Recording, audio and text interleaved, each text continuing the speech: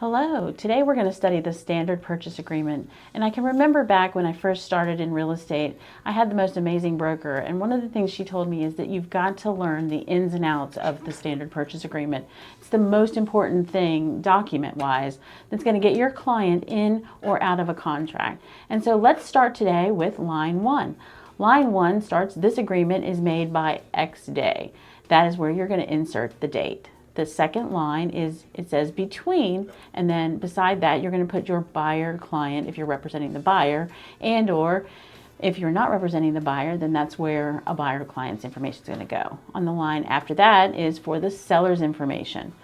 On line 4 and 5, you're going to represent either the seller and your selling firm information or the listing firm information. That's lines 5 and 6.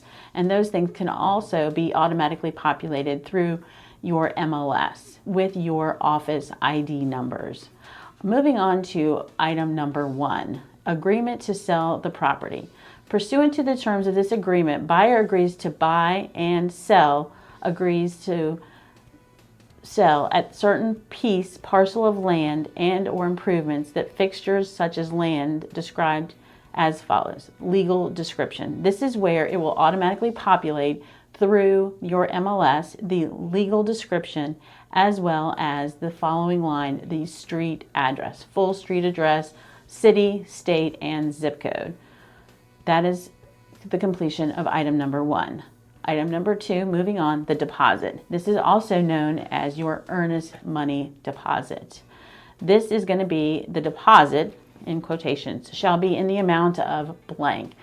In this area, typically an earnest money deposit is somewhere between $1,000 and then usually as you're into the luxury amount of a property, you're looking at about $10,000, $5,000, significant amount of money compared to the amount of the property.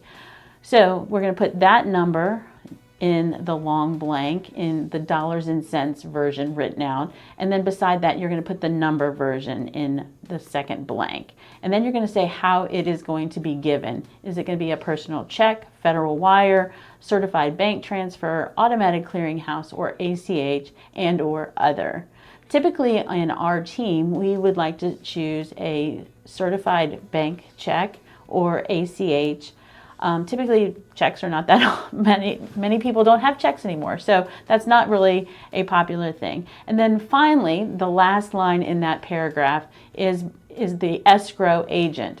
This is super important because if you're representing the buyer, it is critical to know who is going to be holding that earnest money deposit and or your title attorney or escrow agent. That is the name of the company that you would put in there, and that is important to ask your client before you write this in, because that is who is going to be holding that earnest money deposit, and it will be deposited within their account within 2 business days. Moving on, the buyer, and then there's 2 choices, has paid the deposit. That is if in fact you've already written another offer and maybe they haven't received a ratified contract and they did not move forward in that property. So the escrow agent might be holding that deposit for another property. So that would be check number 1 box. Or they will pay the deposit to the escrow agent. That's box number 2. So anyway, moving on to item number 3, which is the purchase price. This is the most exciting thing because, typically in this market we're seeing right now, if you're watching this in 2025, that the market is pretty hot for most buyers writing an offer.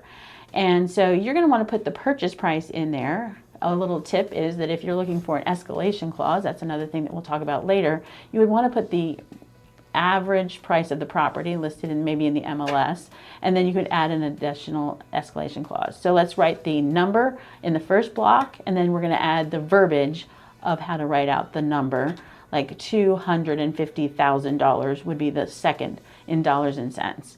Then, depending on the type of loan that your client is getting, we are going to talk about the down payment. That's the next line. So if they're going to have to put 5%, 10%, etc. down, that would be on that line. And then the third line is you're going to take the purchase price minus the down payment, and then you're going to put on the third line that number, and that's going to be by whatever type of loan they're going to get. So that's going to be VA, conventional, FHA, etc. And then the fourth line, which I kind of like a lot because it's a little bit easier, is cash. Cash is king in this market. So that is the conclusion of page 1. Except for, I'm going to leave a little caveat here. There is a big box at the bottom of page 1 that talks about ratification. Once we get to the conclusion of all this and we've submitted the offer and it's been accepted, then one of two things is going to happen depending on who gets to have all the choices and approved by.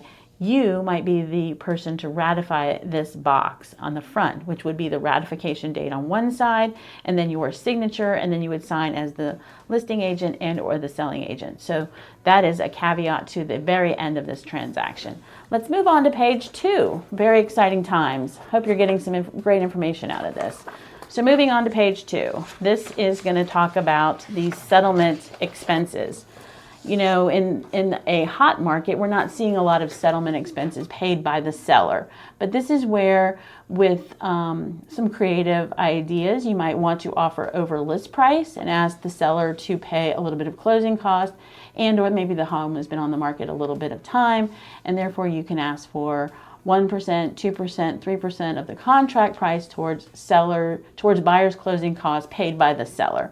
There is a big box in there, and I would encourage you to get with myself or one of our team members as far as the verbiage that we would put in there at the time once we've negotiated kind of how we're going to present this offer.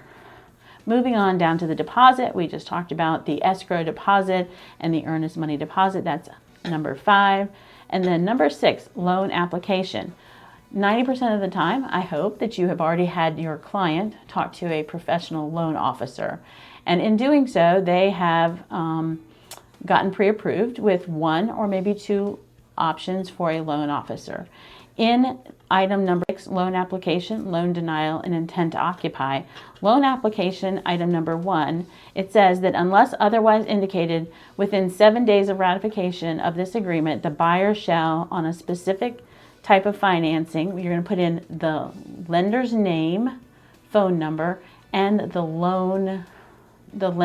whole lender, like the lender, like Bob Jones telephone number with XYZ Mortgage Company. That way, when a listing agent gets this, they know how to get in touch with that loan officer because they will probably give him a quick call to see how qualified that buyer is. And so that's just the best of practice, is to put the actual loan officer's information in there. And then moving on to page 3, contingencies about the buyer and the lender. You can put anything in there. I just want to move back really quickly though under loan application. If for some reason that your buyer might have had a secondary loan option that they were thinking about doing, you would want to put both lenders in there, because one of the things that we quickly find is that a buyer might change their mind. They might want to go with another lender. They might want to shop the loan. And it says in this whole several paragraphs that the most important thing that you need to know about this is that once you've submitted this contract and it is accepted, that buyer has to get permission from the seller to change lenders. So it is 100% important that you get this part of it correct, because 90% of the time, the timeline is set, the lender is set once you've gone to ratification. So let's talk a little bit about loan denial. This is a little bit tricky because a lot of times buyers are concerned about if they're going to get their earnest money deposit back, and that is after we're ratified. So a loan denial would be that the lender, once they've pulled credit and all sorts of things and they've gotten through a significant amount of underwriting, would deny the loan. Maybe you've even done home inspection and things like that. Loan denial would come in the form of a letter from the lender saying that they have denied the loan. If in fact that does happen, I would say 90% of the time the buyer will get the earnest money deposit back, depending on the terms of what you've written in the contract. So that you'll have to go back to what you've written in the contract. Item number C, intent to occupy. There's 2 choices. The buyer does or does not intend to occupy the property as their primary principal residence. With most VA buyers, that is the case. Most FHA buyers, that is the case. Conventional buyers, a lot of times you'll buy a property as a second home, investment property, things like that. And so maybe they do not intend to occupy the property. They might want it as an investment property, a rental property, or things like that. So it's very important to ask that question. How are you going to use this home? And then you would check that box appropriately. Moving on to, I think the next part of this is going to be the most important, is we're going to flip over to the back side of page 4. Seller represents that this is either on a city water and sewer or it's on a septic. That's number E. You can check those boxes appropriately compared to what is in the MLS. Most of the time, if you're in Virginia Beach or Chesapeake, unless it's rural, it's on a city water and city sewer.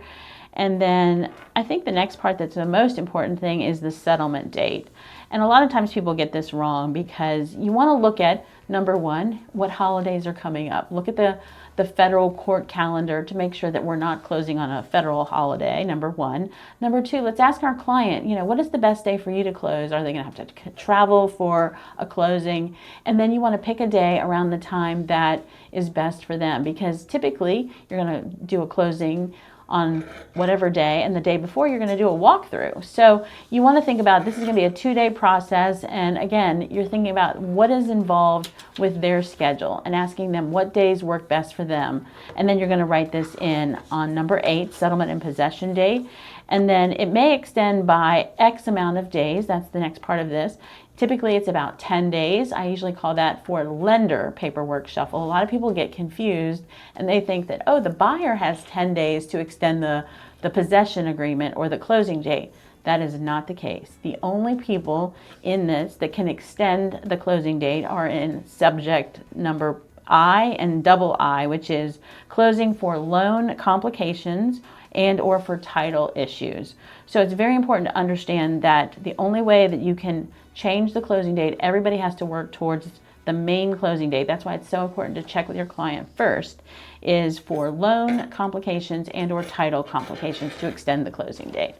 All right, well, let's take a breath and move on because we are quickly moving through this. I would say on page 5, this is just talking more about the settlement choices. There's not a whole lot that really needs to be discussed.